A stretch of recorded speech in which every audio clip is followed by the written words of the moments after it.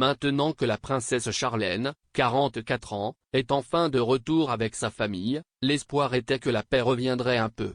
Cependant, il s'avère que ce n'est pas le cas, car le palais de Monaco a été touché par un autre scandale. Un confident de Charlène, le prêtre William McCandless, 58 ans, a été arrêté pour possession de pédopornographie.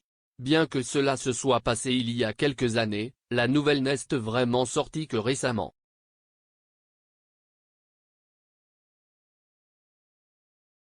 Le père et Charlène avaient les deux mains sur le même ventre.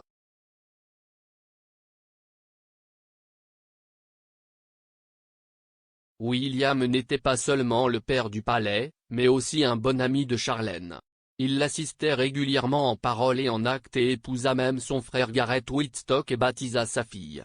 De plus, il était membre du conseil d'administration de la fondation de Charlène, il était son confesseur et il aurait été présent à la naissance de ses jumeaux.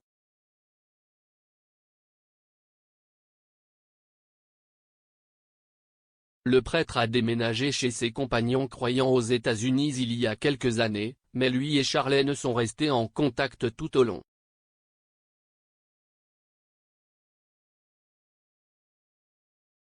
William aurait collecté de la pornographie juvénile sur son ordinateur alors qu'il travaillait à Monaco et l'aurait également emporté avec lui lors de son départ pour les États-Unis. Son secret a été découvert il y a 2 ans par le FBI, qui a trouvé sur son ordinateur des milliers de photos de jeunes enfants maltraités.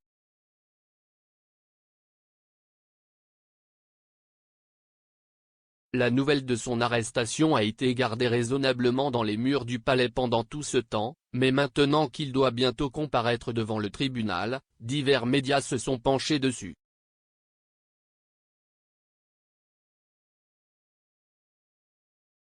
Une source proche de la famille royale affirme que tout est difficile pour Charlène. Le père et Charlène avaient les deux mains sur le même ventre. Elle doit être choquée.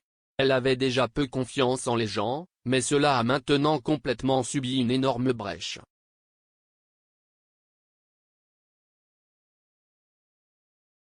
Le prince Albert a dû se passer de sa femme pendant longtemps. Charlène a eu des problèmes de santé pendant la pandémie de Corona et a donc été forcée de rester en Afrique du Sud.